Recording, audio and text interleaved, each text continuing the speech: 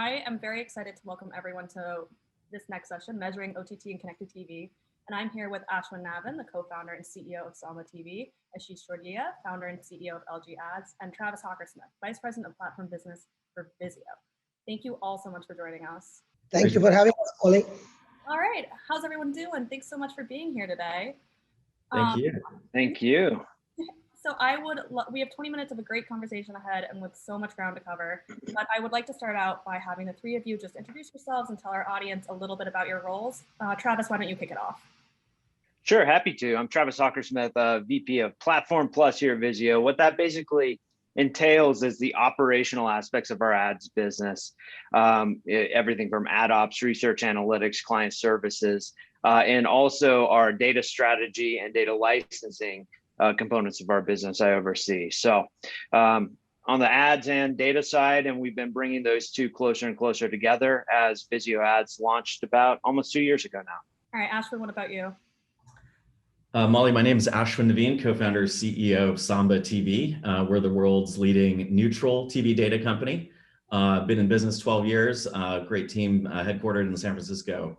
We're a measurement partner to some of the world's largest media companies and a measurement partner to some of the world's largest brands.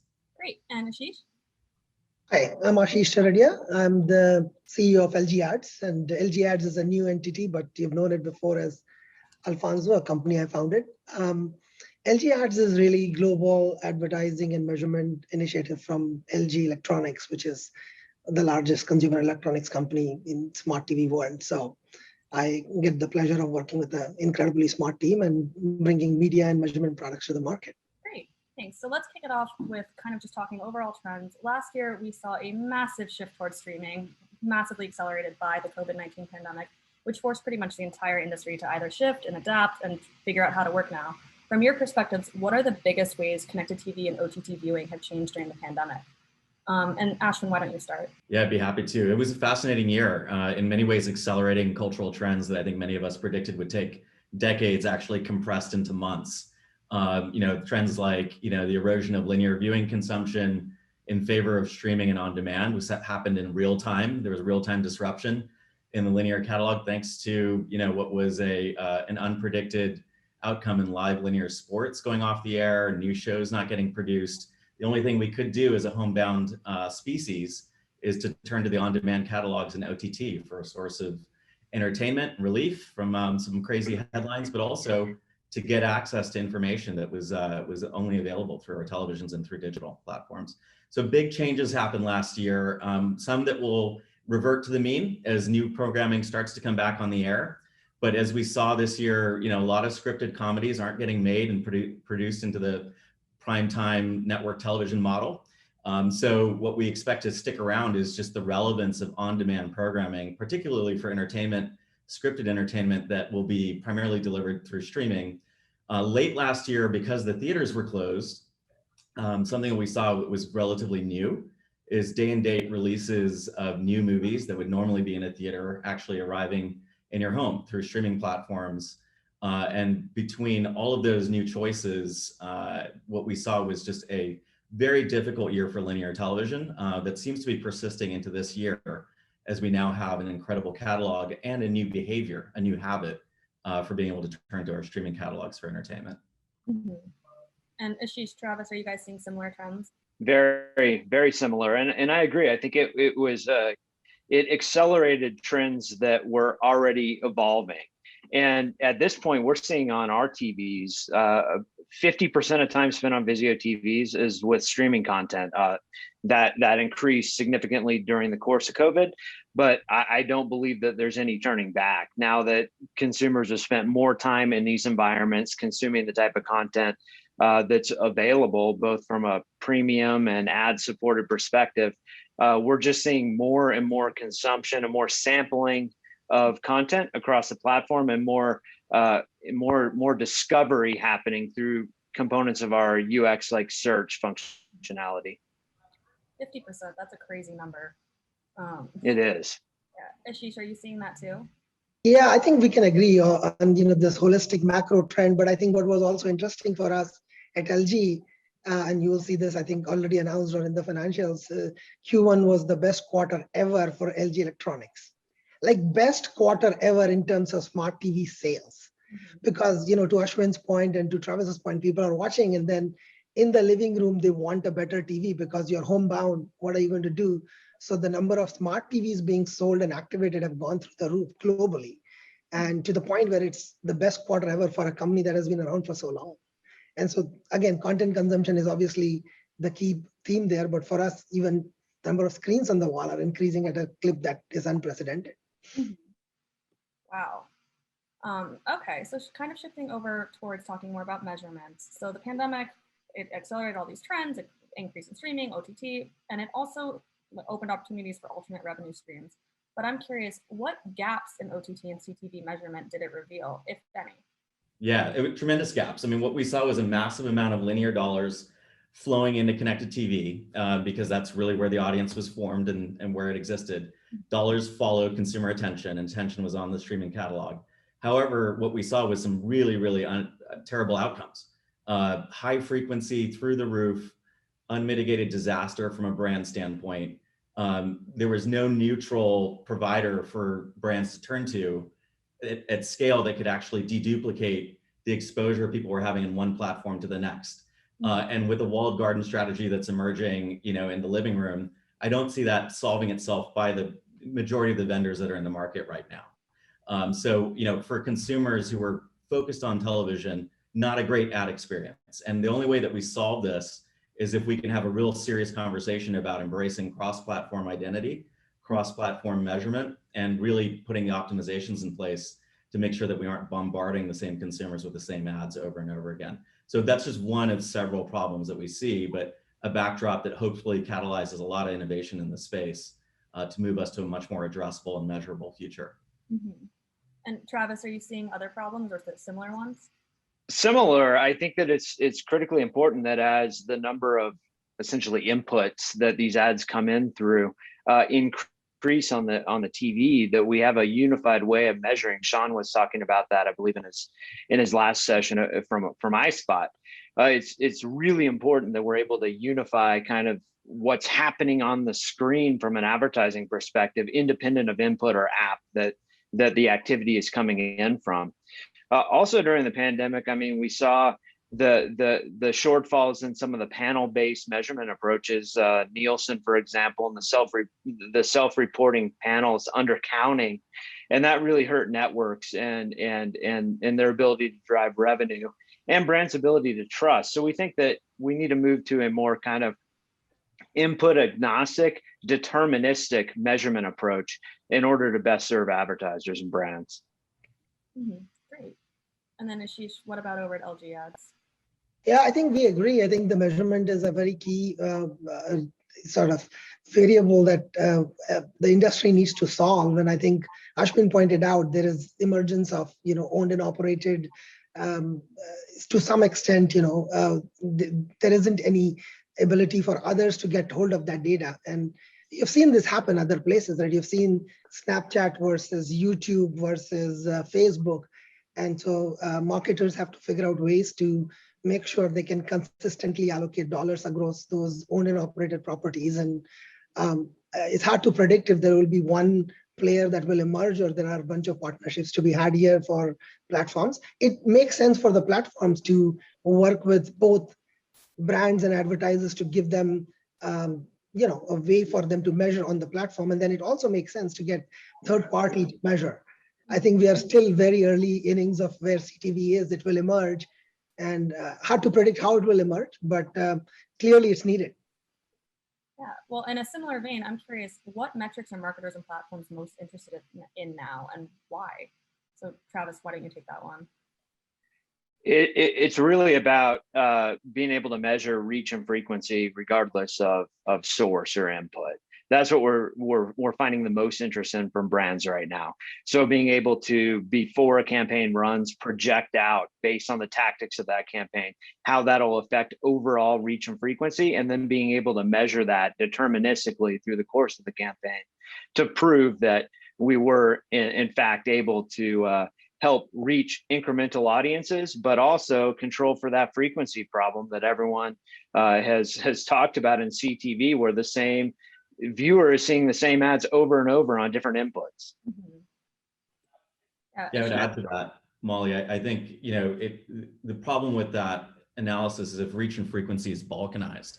Like if you have LG with its version, you have Vizio with its version, and Roku with its version, you still get the same bad outcome. You still need a cross-platform view on reach frequency at the household level and broken down by segments of the audience so that you can actually manage reach against the audience you're trying to reach, frequency, and ultimately conversion, which is the missing piece of, I think, everyone's story right now. What we're trying to do here is try to basically move the connected TV world to the future where it's just as measurable and performant as anything that we've seen on digital, inviting a whole new category of advertisers that are much more attuned to performance, return on ad spend, which is the holy grail. And we think TV is going to be there sooner than we think. And then Ashish, do you have anything to add? I agree with Ashwin here, right? I think again, we can make this more fun by disagreeing, but the fact is the data exists, right? LG has data on reach frequency, on linear TV, and then on our platform on LG channel, which I think Chris was alluding to, just loves to watch and just keep going down. You don't even realize you've gone from linear TV to some of the streaming sites. It's all integrated into the experience. And so for the brands or the agencies, we can deliver in the LG households, reach frequency done really well, and the data exists. But if someone wants to do integrated across multiple providers, there has to be a bunch of partnerships done to get those together. And today those don't exist, right? There are Vizio data set is available. Roku may not make its data available. We currently hold the data in LG ads. And so industry does need this. But on a household basis, I think it's getting, again, we have to look at where it is from where it was and where it can go. So right now we're talking about where it can go, and that's awesome. But we just take a moment to realize where it has come in just less than a couple of years. You had linear TV completely independent. You didn't have any idea what you're spending on, how that impacts anything digital. To some extent, owned and operated platforms have solved that problem. When you get a Vizio household, you know how many. Now, if some platforms are over-indexing and doing more, that's on the platform and not on the capabilities that exist in the market. Yeah, honestly, it's insane to think about how fast it's accelerated just in the last couple of years. I would like to remind the audience that we are taking Q&A, so if you have any, please drop them in the chat and we'll get to as many as we can. And so we've kind of headed this way already, but with all this acceleration, what would you say are the biggest advancements in your measurement capabilities over the past year or two? And Ashish, why don't you kick that one off? Sure. I think, iSpot and Sean sort of alluded to this, right? That people, if you look at holistically the brands, and to Travis's point, when they're making investment, they want reach and frequency and they want to know precisely, and to Ashwin's point, not have too many impressions on the same consumer or same household. So that are all, I think basically just table stakes at this point. But then beyond that, when they have made the investment, they are looking to get insights into what business outcomes, they are moving the needle on. Did they sell more cars? Did they drive more people to dealership? Did they get more people to visit their website? And again, I look at it holistically. A few years ago with panel methodology, things were possible. I think what has happened in the last few years, the clip at which it can be done, the scale at which it can be done, the rapid feedback loop that goes into campaign optimization or media planning, allowing the investment to be smarter in flight as opposed to 6 months later. And so I think you're seeing this acceleration of understanding of how media is working because of the tools that are being built, because of the technologies that are being deployed. Mm-hmm. Yeah, that's fascinating. Travis, Ashwin, do you have anything to add to that? Yeah. Yeah. Go ahead, Ashwin. Please. Okay. Please. Yeah. It's always fun to overlap on a Zoom panel, but thanks. So the two recent advancements that we brought to market, one we call universal frequency control. So basically we can count the number of times an ad is viewed at the glass level across different apps and inputs. And then for the spend with Vizio ads, we can respect a universal frequency cap. So if we see an ad too many times, we will not serve the ad. And we will identify households that have either not seen the ad at all or seen it under that frequency cap. So that's been a pretty compelling advancement for our client base. Another one we call Household Connect. Given that we have 19 million households that we're collecting ACR data on, we're able to target ads on other devices, second screens, based on viewership on the TV. This opens up a lot of use cases. So you can retarget someone with sequential messaging. You can target people with ads based on what type of content they consumed on their TV.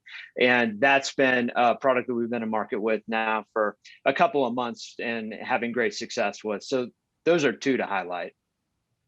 Yeah, I'd add on there something similar, which is that, as an overlay, as a neutral data company, we don't have owned and operated, impressions that we have to prioritize or bias towards. We can be a neutral partner to our clients. And whether you're on the marketing side, buying a media, or on the sell side, selling impressions, we can sort of bring a level of measurement and transparency that both sides are looking for to move the world forward and move this industry forward. So whether it's frequency controls or reach, sort of transparency into reach and deduplicate it across screens, we're not biased to basically say that we can only measure one brand of television. It's a very unique capability. It's something that our clients want to bring to all of their buys, not only the ones that are on a single brand, but on all of their brands and their vendor mix, and gives us a sort of relationship with the marketer that is just now starting to translate to the publisher world. You may have seen it, the upfronts this year. Disney, which owns Hulu and Disney Plus, ESPN Plus, has basically announced the audience graph for Disney that deduplicates across all of their O&O inventory. We were able to enrich that identity graph with the linear exposure that Disney brings to its clients, and allows even companies that don't own glass, don't own televisions, to actually compete effectively in the marketplace and delivering just as much transparency into frequency as anyone that actually owns ACR in their own brand of television. Mm-hmm. Great. Okay. And then we touched on this a little bit earlier, but it brings up another question. So coming at it from three different perspectives here, as we move into this new era of measurement, what role do you guys think that third-party companies will play? How much is internal? How much is third-party?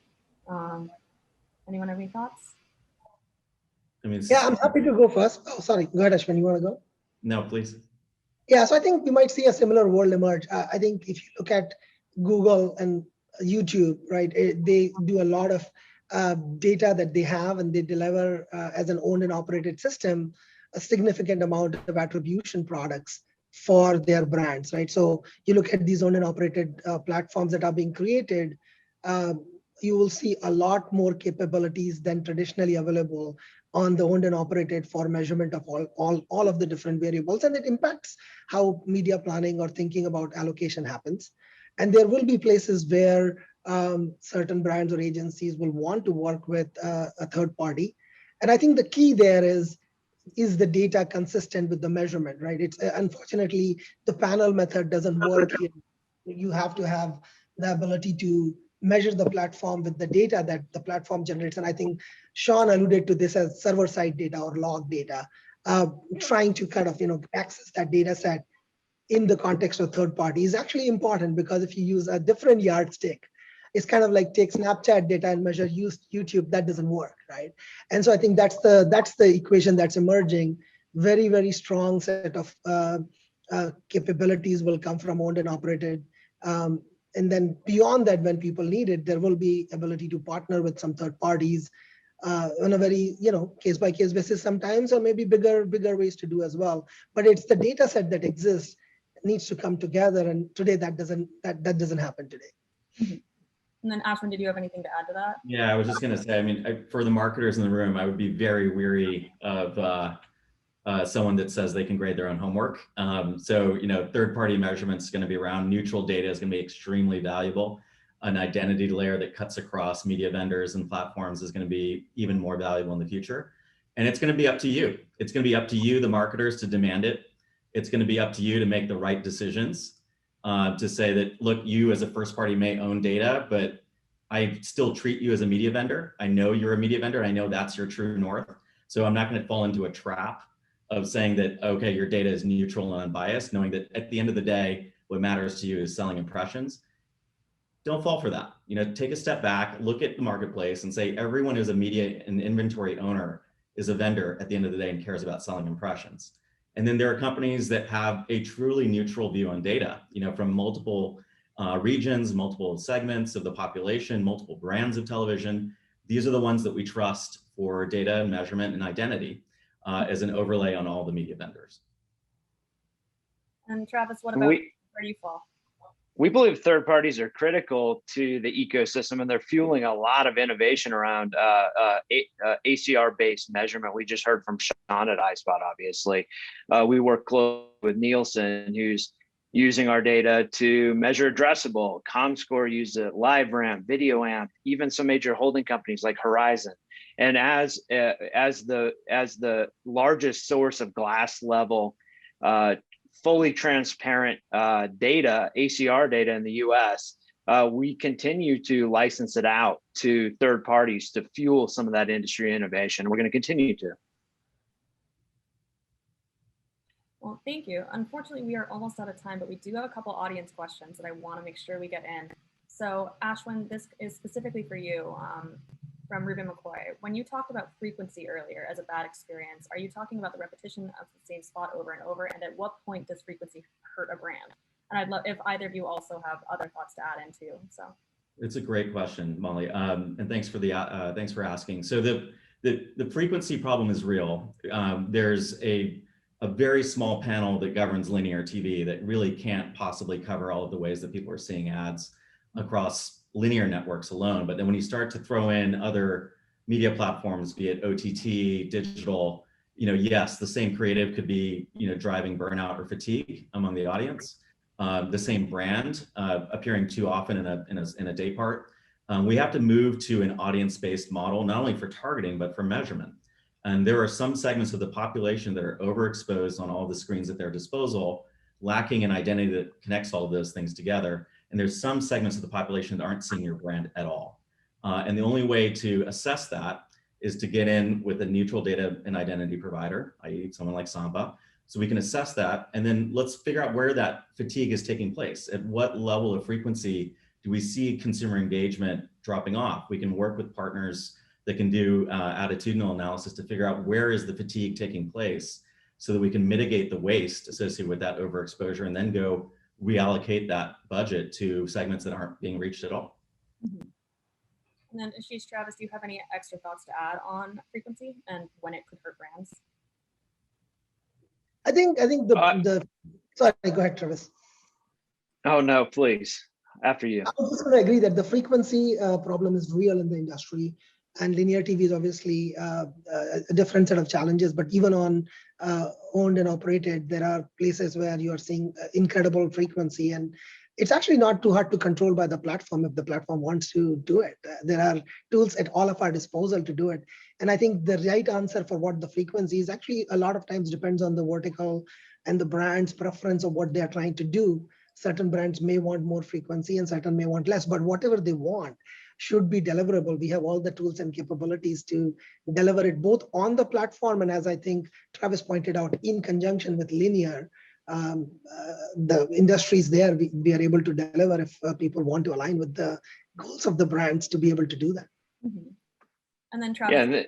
Yeah, so problem that I was talking about, our solution is via universal frequency control, and it's been working well. We can tell deterministically at the television set level how many times that TV has been exposed to an ad, and then limit based on the count across inputs. So that's been a powerful tool for us.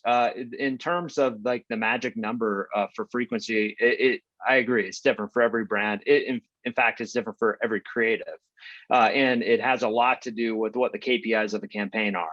So there's no magic number, but it is important to have a strategy to control frequency towards whatever the optimal number is for a specific brand or creative based on the KPIs of the campaign.